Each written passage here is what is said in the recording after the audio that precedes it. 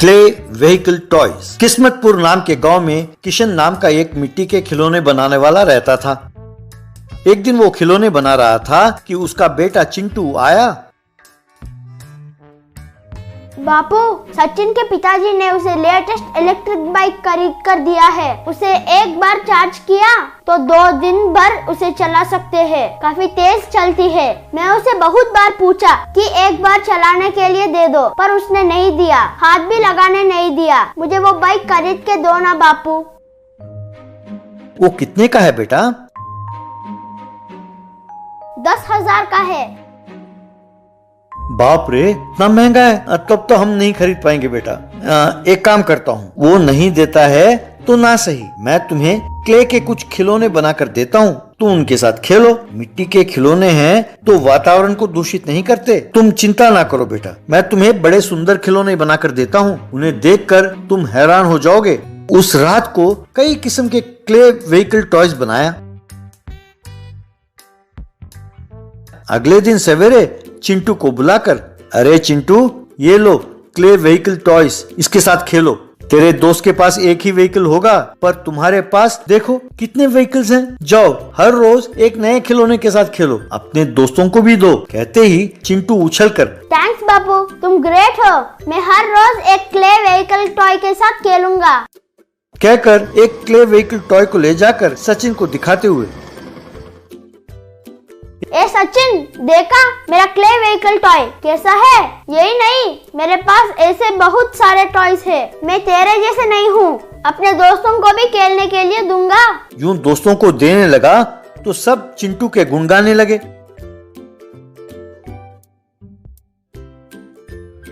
ये देखकर सचिन को बहुत गुस्सा आया। अपने इलेक्ट्रॉनिक बाइक से उसके सारे क्ले टॉयज को ठोकर मारकर चूर चूर कर दिया। ये देखकर सचिन जोर जोर से हंसने लगा। ये क्या, मिट्टी के खिलौने एक ही ठोकर में टूट गए? अरे जाओ, चाहे जितने भी तुम क्ले टॉयज लेकर आओ, उनका यही हशर होगा, सबको ऐसा ही तोड़ दूंगा, कहकर उसका मजाक उड़ाकर भेज दिया।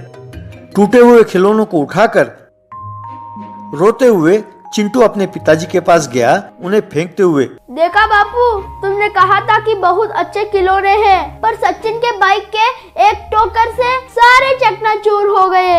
उसने मुझे बहुत रुलाया बापू। कोई बात नहीं बेटे, कल मैं तुम्हें एक बढ़िया व्हीकल बनाकर दूंगा। उसे सचिन आकर ठोकर मारेगा तो उसका व्हीकल ही चकनाचूर हो जाएगा, कहकर अगले दिन एक स्ट्रॉन्ग क्ले जीप बनाकर दिया। चिंटू उसे सचिन के पास ले गया।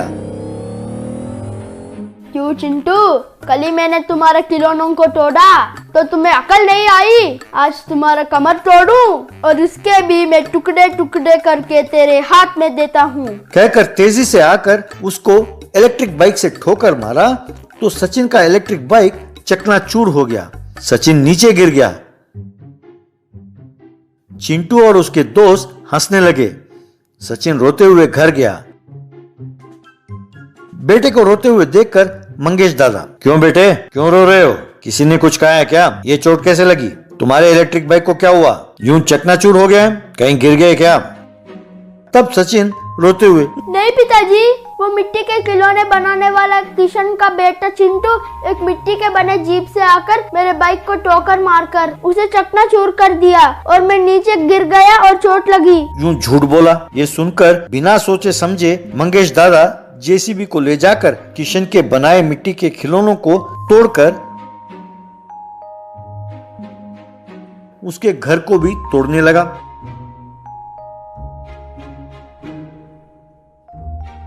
तेरी ये हिम्मत कि तुम और तुम्हारे बेटे मिलकर मेरे बेटे की बाइक को चकनाचूर करते हो और उसे नीचे गिराते हो, ये जानते हुए भी कि मैं कौन हूँ, तुझे डर नहीं लगा? अरे मंगेश दादा, ये बच्चों का खेल है, वो लड़ते झगड़ते रहेंगे, फिर मिल जाएंगे। इसके लिए तुमने मेरा घर क्यों तोड़ा? ये ठीक नहीं किया। चुपचाप मेरा घर फिर से बना कर दो, नहीं तो तुम्हें इसका अंजाम भुगतना होगा। अच्छा, तुम मंगेश को ही धमकी देते हो? तुम क्या करोगे? अरे रहने को घर नहीं है और जेसीबी का धंधा कर रहे मुझसे तुम मुकाबला करोगे? मुझे चेतावनी देते हो? मुझसे ना उलझो। ठीक है मंगेश, तुम्हें तुम्हारे दादा होने की अकड़ है ना? ठीक है, कल तुम जेसीबी के साथ आओ, मैं अपने खिलौने के साथ आता हूँ। हो जाए मुकाबला, तुम जीत गए तो मैं ये गांव छोड़कर चला जाऊंगा। अगर मैं जीत गया तुम मेरे पैरों में गिरकर माफी मांगोगे और नया घर बना कर दोगे। दोनों मानकर चले गए। टूटे हुए घर के पास बैठकर मिट्टी से एक जेसीबी बनाया। अगले दिन मंगेश एक लोहे के जेसीबी के साथ वहां पहुंचा। आकर मंगेश, क्यों किशन, मिट्टी का जेसीबी बनाया है? चलो अभी मेरे लोहे के जेसीबी से इसे चकनाचूर करके उठाकर इसे दूर फेंकता हूं। कहते ही किशन अपने जेसीबी का हैंडल को हिलाते हुए आगे बढ़ा। दोनों के जेसीबी के टकराते ही मंगेश के जेसीबी टूटकर बिखर गया। लोग हंसने लगे। मंगेश किशन के पैरों में गिरकर उससे माफी मांगा और नया घर बनाकर दिया। उसमें किशन और चिंटू खुशी खुशी रहने लगे। Giant ring bull jump. गांव किष्किंधा नाम के गांव में बजरंगी नाम का एक 10 साल का लड़का रहता था। एक बार उस लड़के को अपने किताबों में बताए हुए जानवरों को प्रत्यक्ष रूप में देखने की इच्छा हुई। उसने तुरंत अपने 8 साल की बहन को लेकर गांव के पास वाले जंगल में गया। यूं वे दोनों बच्चे जंगल में पंछियों को और हिरणों को देखकर खुश हो रहे थे कि अचानक उनका सामना एक शेर से हुआ। उस शेर को देखकर मुन्नी डर गई। इससे पहले कि वो शेर हमें खा जाए, हमें भाग जाना चाहिए, चलो कहकर अपने भाई का हाथ पकड़कर वो पास वाले झाड़ियों में भागी। शेर उनका पीछा करते हुए भागता हुआ आया, पर क्योंकि वो बड़े आकार का था इसलिए झाड़ियों के अंदर वो घुस नहीं पाया। ए बच्चों, तुम दोनों ज्यादा देर तक इन कांटों की झाड़ियों में छिप नहीं सकते। तुम दोनों के बाहर आते ही मैं तुम दोनों को खा जाऊंगा। कहते हुए वो शेर झाड़ियों के पास ही बैठ गया। झाड़ियों में छिपे बजरंगी और मुन्नी सहमे हुए थे। तभी उन्हें एक बूढ़े बंदर के कराहने की आवाज सुनाई दी। बच्चे उस ओर देखने लगे। वहां उन्हें एक बूढ़ा बंदर दिखाई दिया जो हिल नहीं पा रहा था और दर्द से कराह रहा था। बच्चों, उस शेर से तुम्हें बचाने के लिए मेरे पास एक उपाय है। बजरंगी, जल्दी बताइए बंदर मामा, हमें घर जाना है। बताता हूँ, पर एक शर्त है। मैं खाने के लिए पेड़ पर नहीं चढ़ सकता। मुझे बहुत भूख लगी है। मेरा भूख मिटाओगे तो मैं तुम्हें उपाय बताऊंगा।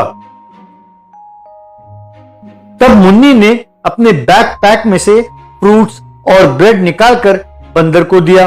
तब बूढ़े बंदर ने खुश होकर एक जायंट रिंग उन बच्चों को देकर, बच्चों, ये एक जादुई रिंग है। इसमें से कोई जानवर छलांग मारे तो वो दूसरे जानवर में बदल जाएगा। तुम दोनों जाओ और उस शेर को इस रिंग में से छलांग मारने के लिए उकसाओ, तब वो कोई और जानवर में बदल जाएगा।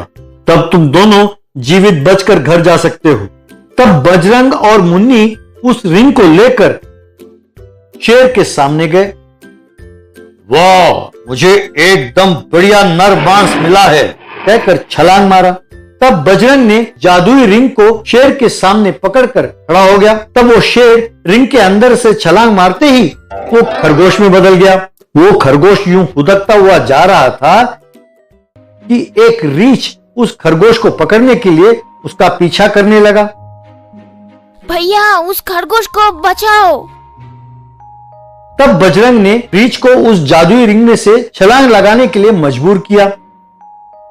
तब रीछ घोड़े में बदल गया। तब उस खरगोश को बचाकर दोनों बच्चे उस घोड़े पर बैठकर अपने घर चले गए। कुछ दिनों बाद उस गांव में एक बाघ आया। उस बाघ को देखकर रेहड़ी में फल बेचने वाला थर-थर कांपता हुआ पास वाले बिजली के खंभे पर चढ़ गया। बाकी लोगों में भी भगदड़ मच गई और सब आसपास के सुरक्षित स्थानों में जाकर छिप गए। सब ये सोच रहे थे कि बाघ से अपने आप को कैसे बचाएं। तब उस भीड़ में अपने माँ बाप के साथ आई मुन्नी, गांव वालों, आप उस बाघ से ना डरो, मेरे भाई आपकी रक्षा करेगा, कहकर बजरंगी भाईजान, कहकर जोर से आवाज दी। तब बजरंग अपने हाथ में जादुई छड़ी लेकर उछलता हुआ वहां पहुंचा। बजरंग को रिंग के साथ देखकर, ए बजरंग, ये सर्कस का बाघ नहीं है जिसे तुम रिंग मास्टर की तरह नचाओगे। ये जंगल से आया हुआ बड़ा बाघ है। जाओ जाओ, नहीं तो मारे जाओगे। तब मुन्नी निडर होकर, मुझे मेरे बजरंगी भाईजान पे पूरा विश्वास है, मैं जाके उस बाघ के सामने खड़ी हो जाती हूँ। कहकर मुन्नी बाघ के सामने खड़ी हुई और बाघ आवो, हिम्मत है तो आवो, मुझे खावो। कहकर उसे पुकारा। ये सुनकर बाघ जोर से गरजता हुआ मुन्नी की ओर छलांग मारा। तब बजरंगी ने अपने हाथ में पकड़े जादुई रिंग को बीच में रखा। वो बाघ उस रिंग में से गुजरते ही एक भैंस के रूप में बदल गया। ये देखकर मुन्नी के माँ बाप और गांव वाले हैरान हो गए। बजरंगी और मुन्नी उस भैंस पर सवार होकर एक चक्कर लगाकर माँ बाप के पास गए। बोलो बजरंगी भाईजान की जय कहकर नारा लगाने लगे।